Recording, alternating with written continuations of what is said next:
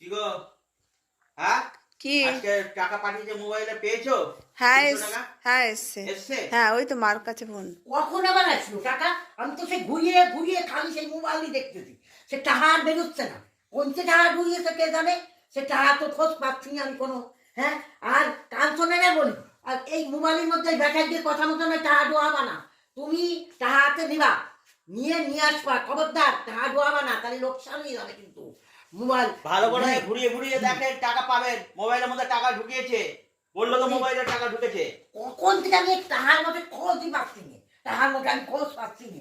ঠগাই দিয়েছে কি বেটারা যাবো তোমার?